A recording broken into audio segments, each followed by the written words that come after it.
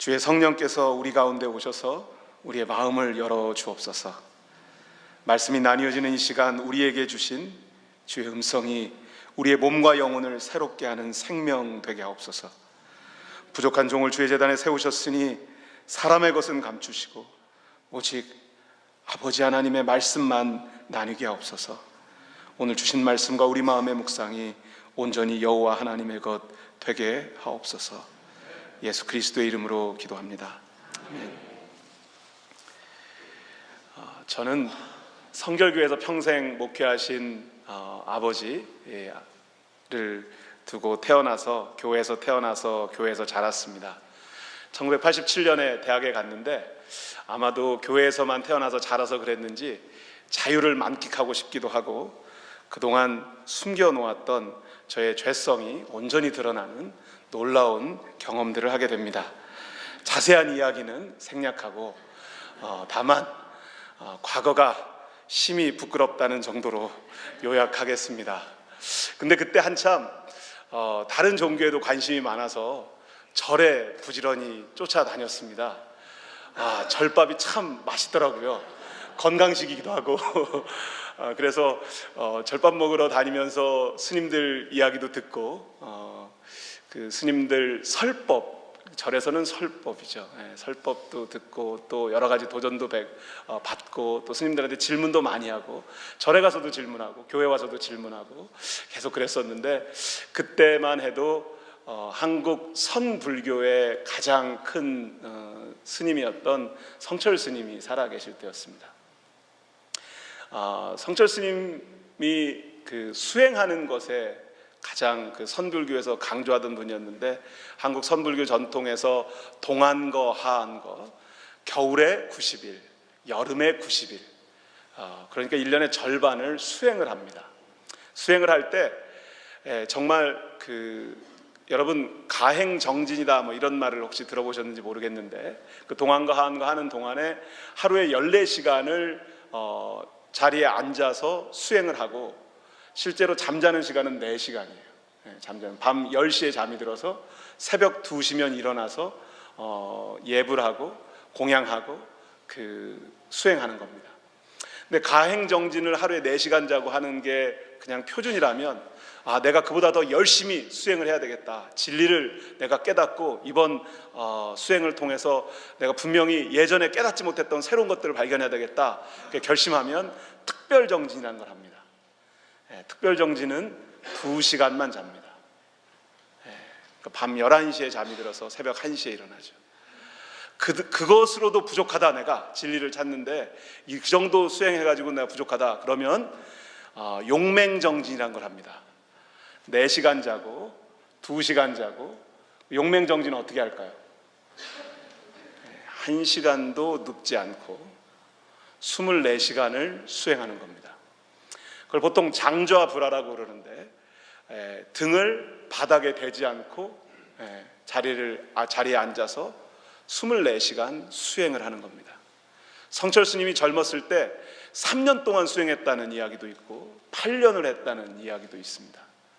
그게 실제로 가능한 것인지 저도 잘 모르겠어요. 사람이 어떻게 24시간 아무것도 하지 않고 그렇게 진리를 찾는 일을 수행할 수 있을까, 열심히 할 수 있을까라는 생각을 하는데 이 성철 스님이 돌아가시기 직전에 큰 스님들이 열반송이라고 하는 마치 유언과 같은 마지막 글을 남기고 떠나셨습니다.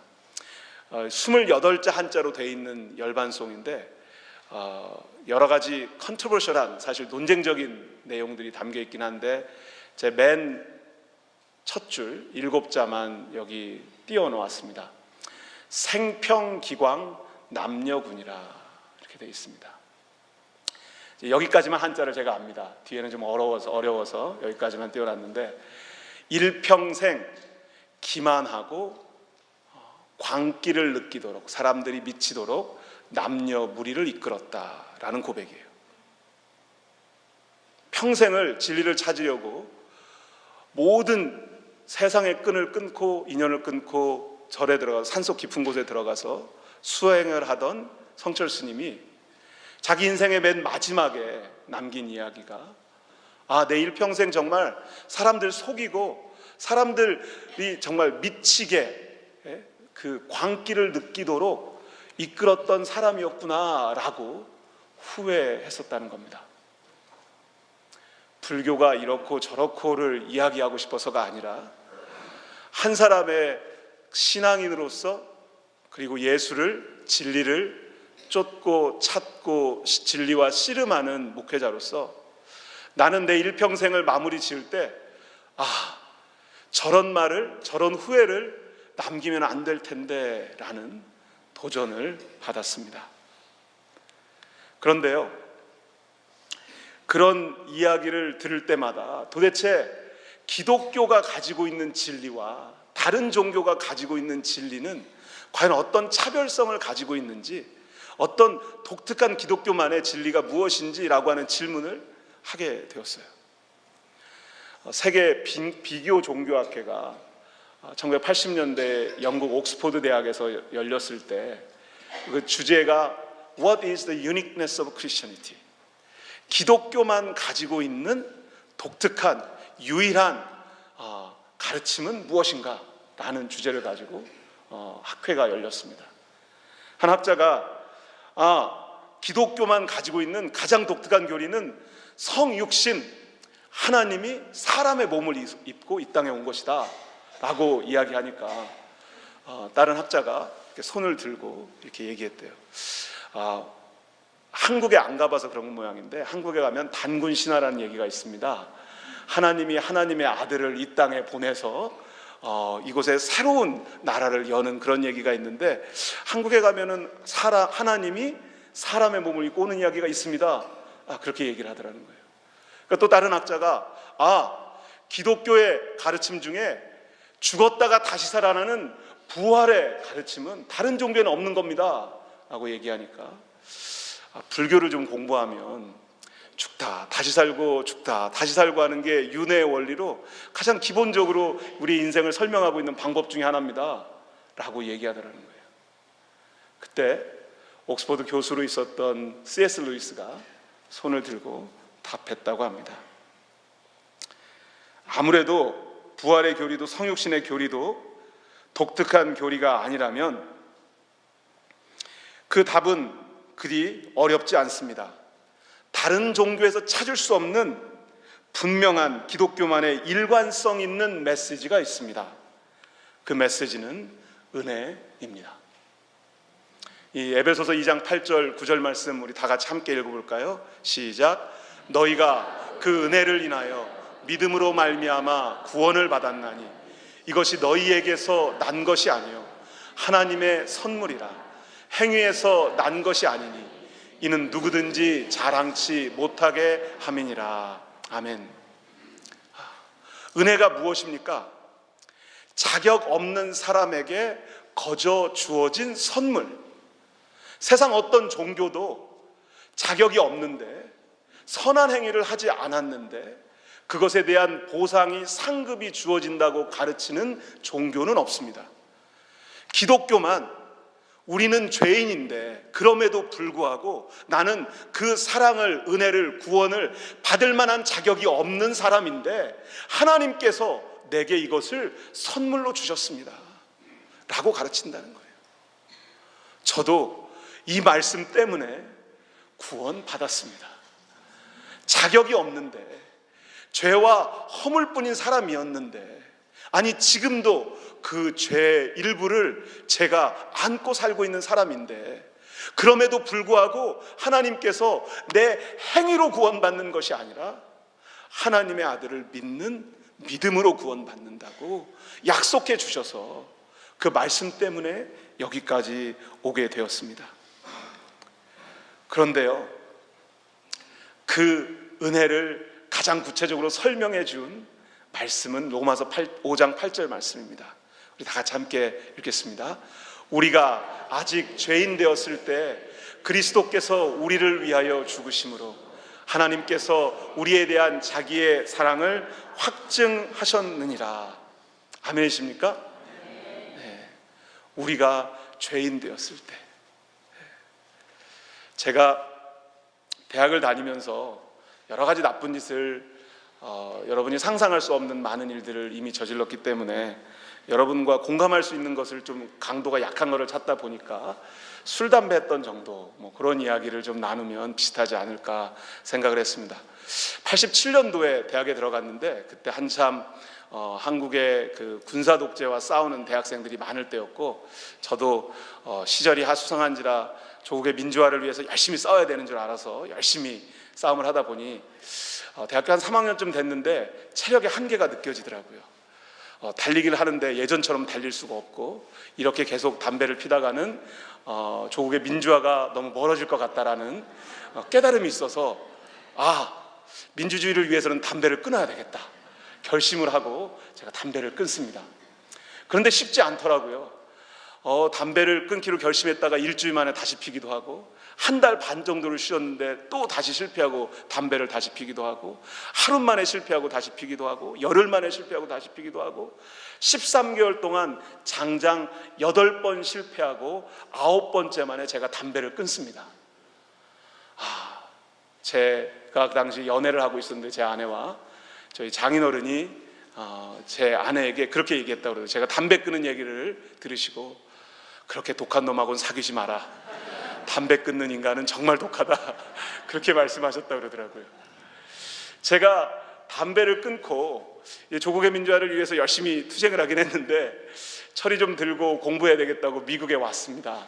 미국에 와서 제가 스트럭을 하는 가운데 정치학 공부하려고 사실 조지 워싱턴 유니버시티에 미국 정부론 공부하기로 해서 DC에 갔는데 그곳에서 하나님의 부르심을 받아 제가 신학교를 가게 되었습니다. 신학교를 가게 되었는데 이 술 문제에 대해서 제가 참 아주 유니크한 퍼스펙티브를 가지고 있었습니다. 워낙 유니크하게 생기기도 했지만 제가 아무튼 성경에 보니까 술 마시지 말라는 이야기는 없는 것 같고 술 취하지 말라 정도 써 있는데 제가 곰곰이 생각해 보니까 제가 비록 술을 과일주를 담궈 놓고 방 안 가득가득 제가 받는 월급으로 다 술을 마셔도 그 돈을 당해낼 수가 없어서 술 담궈 놓고 마시던 인간이었는데 그랬던 제가 술을 한 번도 취한 적이 없더라고요. 왜냐하면 술자리 처음 시작하는 데 끝까지 제가 다 사람들 다 챙기고 술 취해서 넘어져 있는 아이들 깨워가지고 자취방에 데려다주고 다 뒷정리하고 가던 사람이었거든요. 그래서 저는 사람들 앞에 또 감히 하나님 앞에 저는 한 번도 술 취한 적이 없습니다. 그런 교만을 부리고 있었습니다. 신학교를 갔는데 그거에 대한 관점도 아직 바뀌지 않았고 또 나름 쿨한 목사이고 싶었어요. 술 담배 한다고 구원을 못 받는 것도 아니고 근데 술 담배 하는 게 그 건강을 위해서 금하고 그러면 좋기는 하지만 꼭 굳이 그것이 우리 신앙의 중요한 문제는 아니지 않습니까? 그렇게 생각은 하고 말은 좀 하기가 그렇잖아요. 한국 교회에서는요. 그래서 말은 안 하고 있었지만 속으로 이제 그렇게 생각을 제가 하고 있었던 거죠. 신학교 수업을 듣는 중이었지만 성경을 읽어야 되겠다는 나름대로 자각이 있어서 말씀을 읽어내기 시작하는데 어느 날 고린도전서 3장 말씀에 제가 멈추게 된 겁니다. 너희가 하나님의 성전인 것과 하나님의 성령이 너희 안에 계시는 것을 알지 못하느냐. 술 마시지 말라는 메시지가 있는 게 아닌데 대뒤통수에 망치로 심하게 맞는 듯한 그런 체험이 그날 아침 있었습니다.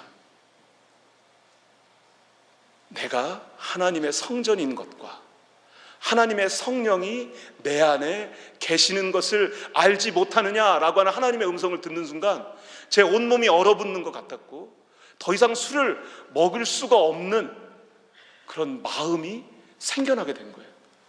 도저히 이해하고 설명할 수 없는, 특히 한국에서 저를 알던 제 친구들은 지금도 한국에 가서 제 대학 때 친구들을 만나면 퇴근하고 만나자고 해서 만나면 참 아주 곤란합니다. 테이블 가득 친구들이랑 같이 앉아 있는데 저만 빼고 다 술 마시고 있는 거예요. 저를 환영한다고 모였는데 제가 안 마시는 술을 다른 친구들은 다 마시고 있고 이렇게 대화를 해야 되더라고요. 그 친구들이 술을 안 마시는 저를 보고 유계환이 술을 안 마시다니 말도 안 돼. 어떻게 그런 일이 있을 수 있느냐라고 저한테 물어봐요. 제가 다 이거 간증을 할 수가 없잖아요. 그래서 술 취해가지고 있는 친구들한테 설명을 해도 합리적으로 이해도 안 될 거고요. 그래서 제가 한마디 합니다. 위에 계신 분이 하셔서 이게 안 돼 라고 제가 이야기를 했습니다. 그런데 여러분, 하나님의 말씀에 이런 능력이 있는 것을 믿으시기 바랍니다. 그런데 제가 쿨한 목사이고 싶어서 좀 멈칫거려서 그랬는지 불과 사흘 만에 고린도전서 6장 말씀이 다시 나오더라고요. 저희가 멈칫거리고 결심을 확실하게 행동으로 옮기지 못하거나 그러면 하나님께서 반복적으로 말씀하시는 걸 아시나요? 네, 고린도전서 6장 19절, 너희 몸은 성령의 전인 줄을 알지 못하느냐? 너희는 너희 자신의 것이 아니라. 저한테 그러시는 거예요. 너는 네 게 아니고 내 거다. 그러니까 네 마음대로 살 수가 없지, 내가 원하는 대로 살아야지 라고 하나님께서 말씀하시는 순간, 하나님, 그 방법 위에 다른 방법이 없겠군요. 하나님, 제가 죄인일 때 저를 위해서 하나밖에 없는 아들을 십자가에 놓으셨는데, 제가 죄인일 때 저를 사랑해 주셨는데 그 사랑을 모르고 그 은혜를 깨닫지 못하고 여전히 내 생각과 내 마음과 내 판단과 내가 원하는 대로 살려고 안간힘을 쓰고 있는 저를 불쌍히 여기셔서, 하나님께서 불쌍히 여기셔서 그날 고린도전서 3장, 고린도전서 6장 말씀으로 저는 새로워질 수 있는 기회를 붙잡게 되었습니다. 구체적인 증거를 제 몸에 남겨두셨어요. 담배는 제 힘으로 끊었잖아요. 담배 아직 끊지 못하신 분들은 제 옆에 가까이 오시면 안 됩니다. 저는 세컨핸드 스모킹, 간접 흡연을 하게 되면 제 온몸이 짜릿짜릿하고 즐겁습니다. 예전 과거에 있었던 제 니코틴이 아직도 몸에서 반응을 일으켜요. 그게 좋아요. 정말 부끄럽고 창피한 얘기지만 실제로 그러니까 제가 여기서 거짓말할 수는 없으니까. 그런데 술은요, 아무리 저하고 친하고 좋은 사람들이 술을 마시고 있어도 마시고 싶지가 않은 거예요. 그런데 합리적으로 설명할 수가 없어요. 담배는 좋은데 아직도 이렇게 말씀드려도 좀 이게 좀 어폐가 있는 것 같긴 하지만, 그런데 술은 그렇지 않다는 거예요. 그 차이가 무엇일까라고 제가 생각해 보니까, 하나는 하나님의 말씀의 능력으로, 말씀의 능력이 제 안에 나타나기 시작한 것이고, 또 하나는 제 의지와 결단으로 수고하고 노력하고 땀 흘리고 최선을 다해서 거기까지 가게 된 거예요. 그런데 아무리 최선을 다하고 노력해도 제가 할 수 없는 일들에 부딪히는 일들이 있다는 걸 확인하게 되는 거죠. 네, 여러분, 그렇게 말씀을 만나고 말씀의 능력을 경험하고 나니까요, 올해 2019년 여러분과 함께 기쁨의 언덕으로 같이 묵상하면서 창세기 1장을 새롭게 다시 보게 됐어요. 창세기 1장 3절 말씀 함께 읽겠습니다. 하나님이 말씀하시기를 빛이 생겨라 하시니 빛이 생겼다. 아멘이십니까? 하나님께서 말씀하시니, 하나님께서 말씀하셨어요. 이게 개역 개정 성경에 이르시되 하고 이게 새 번역에 말씀하시기를 얘기하니까 뜻이 좀 더 분명해지는 것 같죠. 하나님께서 말씀하시니까 빛이 생겼어요. 하나님께서 말씀하시니까 궁창이 열렸어요. 하나님께서 말씀하시니까 궁창의 물이 위와 아래로 갈라졌어요. 하나님께서 말씀하시니까 묻이 드러나기 시작했어요. 하나님께서 말씀하시니까 묻에 생명체들이 나타나기 시작했어요. 하나님께서 말씀하시니까 육체를 가진 생명체들이 흙으로부터 나오기 시작했어요. 하나님이 말씀하시니까 1월 성신의 질서가 생겨나기 시작해서 해와 달과 별들이 태양계를 중심으로, 우리가 시계를 가지고 하루는 24시간이고 일주일은 7일이고 이렇게 1년 365일 돌아가는 우리의 우주의 시스템이 만들어지게 된 거예요. 어떻게 하나님께서 창조하셨어요? 말씀으로 창조하셨습니다. 그 말씀의 능력이 오늘 우리에게도 임하게 될 줄 믿습니다. 인류의 역사를 시작하시기 전에 말씀으로 모든 것을 창조하신 하나님께서 오늘 우리들, 여러분을 통해서도 하나님의 말씀으로 역사할 것을 믿으십니까? 그런데 왜 말씀 묵상을 안 하려고 그러세요? 그거 참 신기하죠? 아니, 그렇게 말씀의 능력이 있다는 걸 우리가 알고 있는데 왜 이렇게 말씀 묵상하는 게 쉽지가 않은가요? 우리 이 말씀들을 한번 확인해 보아야 합니다. 시편 1편 1절 말씀, 저희가 너무나 잘 아는 말씀이면 다시 한번 읽어볼까요? 시작. 복 있는 사람은 악인들의 꾀를 따르지 아니하며 죄인들의 길에 서지 아니하며 오만한 자들의 자리에 앉지 아니하고. 하나님께서 말씀으로 창조하시고 사람들에게 복을 주시겠다고 약속하셨어요. 하나님께서 사람을 지으시고 복 주셨다라고 창세기 1장 28절 말씀하고 있습니다. 하나님은 복 주시기를 원하는 분임을 믿으시기 바랍니다. 시편 1편 1절에 복이라는 단어가 처음 있잖아요. 그렇죠, 여러분? 네, 여러분은 이 단어를 보고 그렇게 감동을 받으시는 것 같지 않아요? 저는 복을 믿는 사람입니다. 복을 받기를 원하는 사람입니다. 저의 입장을 확실히 밝히면 저는 기복신앙을 확실히 가지고 있는 사람입니다. 네, 하나님이 복 주기를 원하시니까, 제가 복을 받기를 원해서가 아니라 하나님께서 제게 복을 주시겠다고 이미 말씀에 약속해 놓으셨기 때문에, 나는 그 약속을 깨트리고 도망가는 사람일지라도 하나님께서는 그 약속을 성취하시는 분이기 때문에 그 복이 우리에게 약속되어졌다는 거예요. 시편 1편은 시편의 대서사시의 가장 첫 번째 시입니다. 기도입니다. 찬송시입니다. 구약 성경이 언제 기록되어졌는지, 문자 형태로 기록되어졌는지 저희는 잘 모릅니다.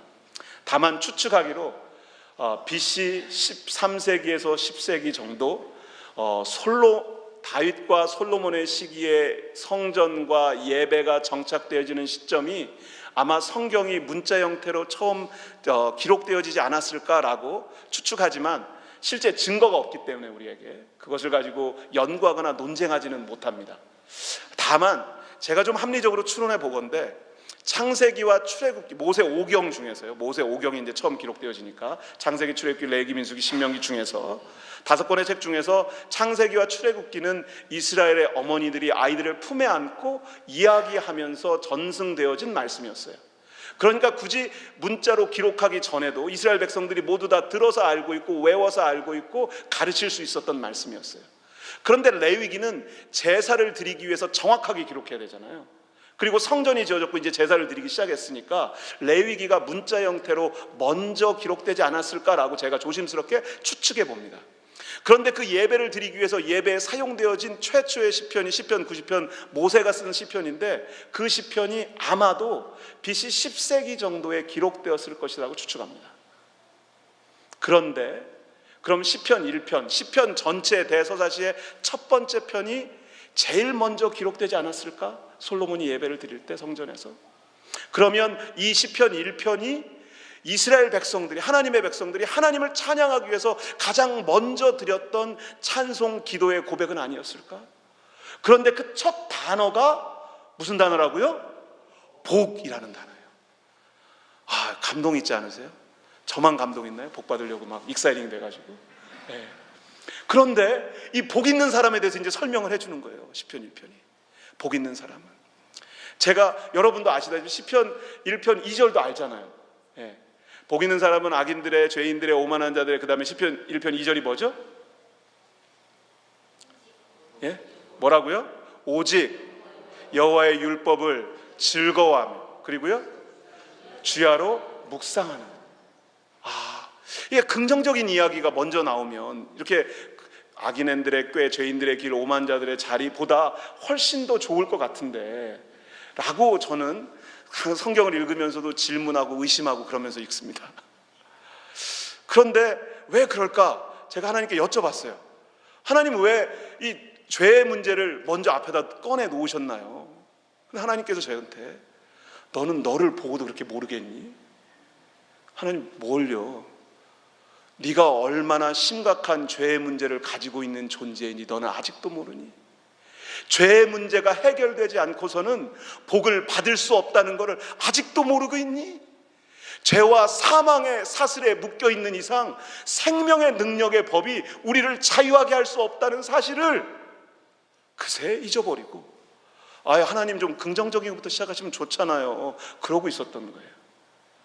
1절 말씀을 보니까요, 자세히는 다 설명드릴 수 없고 제가 오늘 복 받는 비결을 말씀 묵상 워크숍을 제가 오후 1시에 이제 인도하거든요. 예, 그때 이 말씀을 잠깐 나눌 거예요, 다시.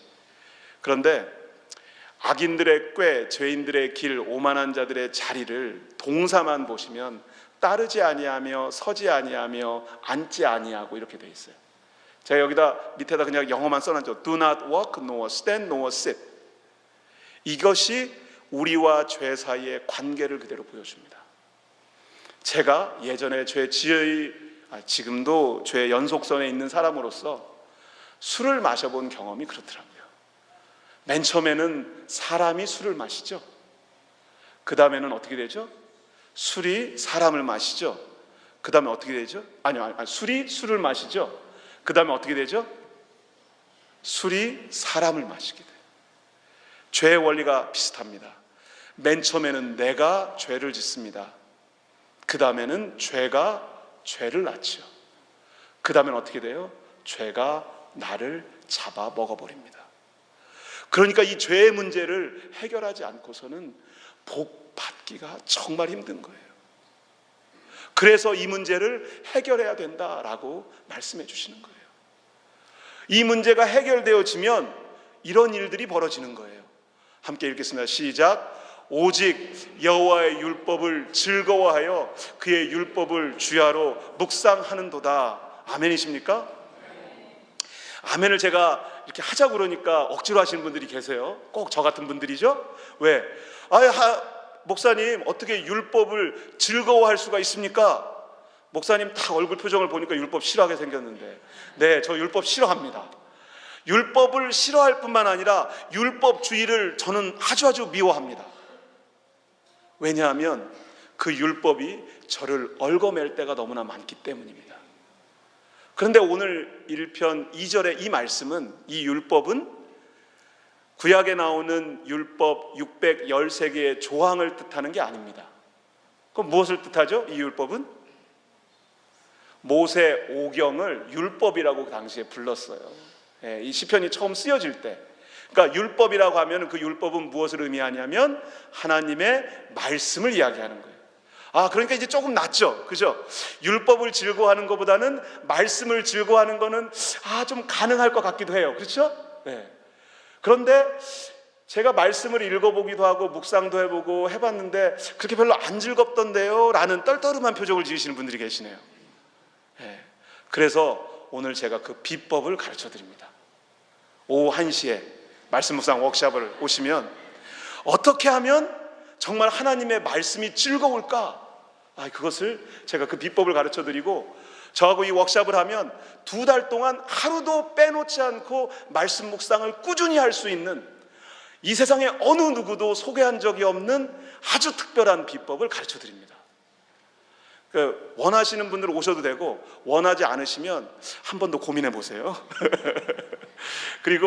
그런데 제가 이 율법을 말씀을 즐거워할 수 있는 것을 생각해 보니까 제 경험이 이렇더라고요.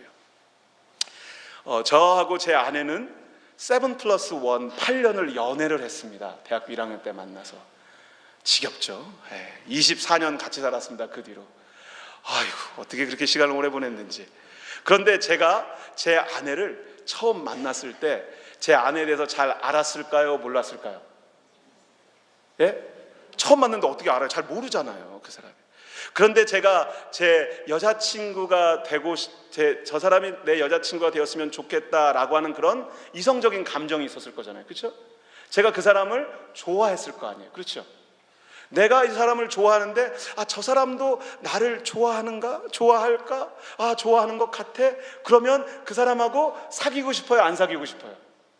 한 번도 그런 경험이 없었다는 듯이 여러분이 저를 바라보시면 아주 곤란합니다. 네, 아니에요. 그 사람을 잘 모르지만 내가 그 사람이 왠지 좋아.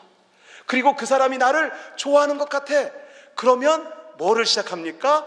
연애를, 사랑을 시작하는 거예요, 그렇죠? 그 사람을 잘 알고 연애를 시작하는 경우는 존재하지 않습니다. 잘 모르는데 연애를 시작하는 거예요. 예수님, 말씀이신 예수님과 우리 사이의 관계도 마찬가지입니다. 내가 예수님을 잘 알아야, 하나님의 말씀을 잘 알아야 연애를 시작할 수 있는 게 아니에요.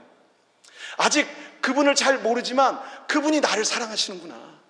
아, 왠지 그분이 나를 사랑하죠. 내가 죄인이었을 때, 내가 정말 하나님 눈에, 아니 사람들 눈에도 사랑받을 만한 자격이 없는 존재였을 때부터 하나님께서 나를 사랑하셨단 말이에요.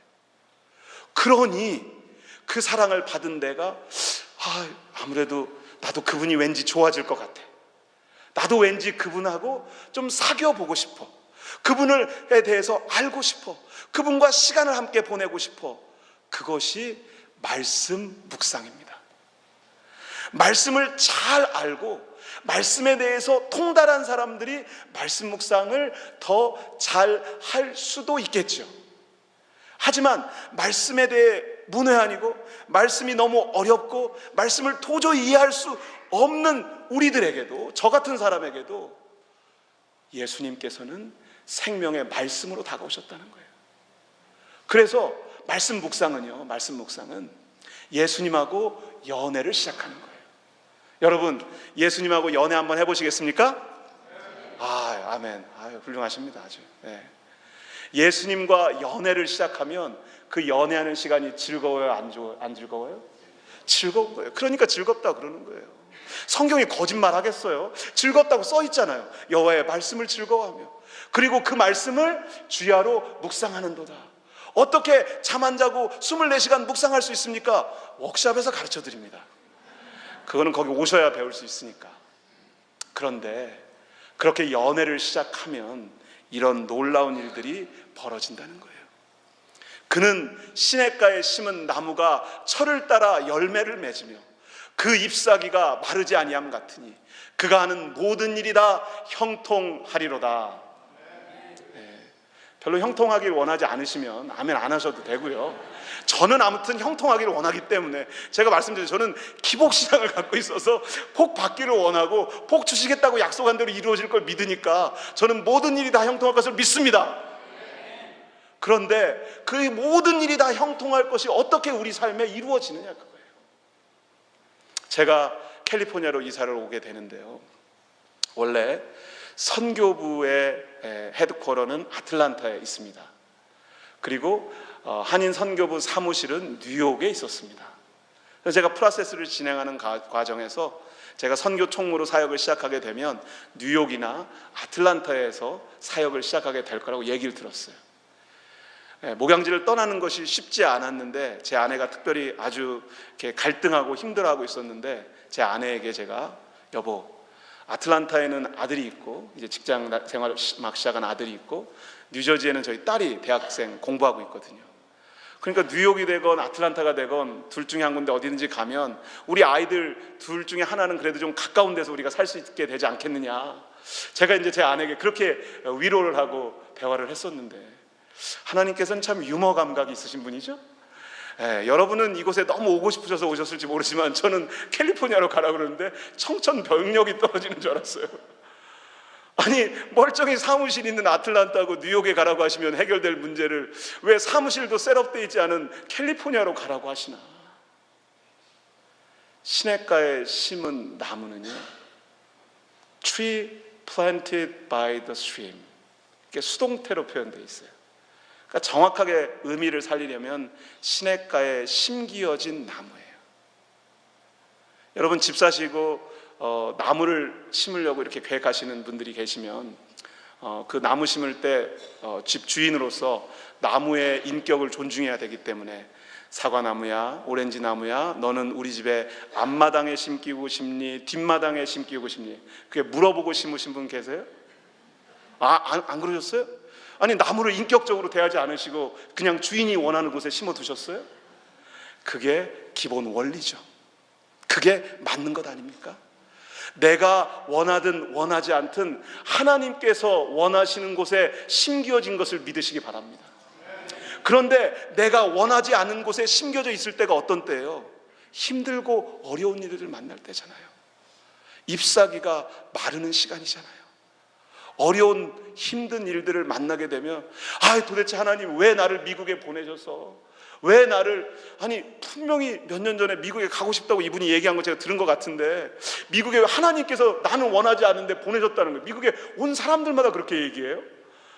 캘리포니아에 사시면 많은 분들이 캘리포니아에 사는 걸 부러워하고 그러는데 왜 하나님께서 나를 이곳에 보내셨는지 모르겠다고 막 그런 말씀하시는 분들이 계세요. 그런데 여러분, 제가 조지아에 있을 때 조지아의 그 아름드리 소나무들을 봤거든요. 이 나무들이요 15m, 20m, 25m씩 이렇게 자랍니다. 그런데 허리케인이 한번 지나가면 그 아름드리 자란, 우람하게 자란 소나무들이 뿌리째 뽑혀서 넘어집니다. 왜 그런지 아세요? 왜 그럴까요? 조지아에는 사시사철 습기가 많고 비가 자주 내립니다. 그러니까 물이 항상 넉넉하게 공급되죠. 그러니까 나무가 뿌리를 깊이 내릴 필요가 없이 자기가 원하는 물과 양분을 지표면에 가까이 뿌리를 내리고 있어도 항상 받아 먹을 수 있어요. 그러니까 나무가 위로 너무나 우람하게 잘 자라긴 했는데 실제 뿌리는 아주 연약할 수밖에 없는 거예요. 그러니까 바람이 불면, 비바람이 치면 넘어질 수밖에 없고 뿌리채 뽑혀 나갈 수밖에 없습니다. 그런데 한국의 소나무를 한번 여러분 보십시오.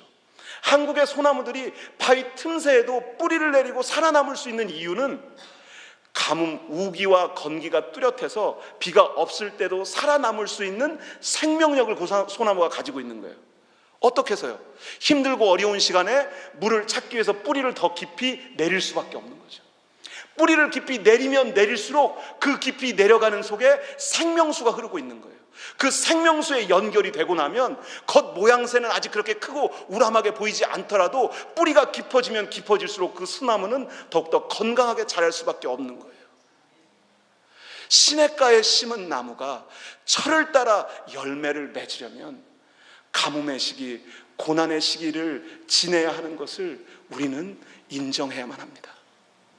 그 시간을 지내서 하나님의 말씀에 더 뿌리 내리고 나면 그 뿌리가 이제는 생명수에 연결되고 나면 하나님의 말씀 예수 그리스도와 연결되고 나면 그가 하는 모든 일이 다 형통하리로다.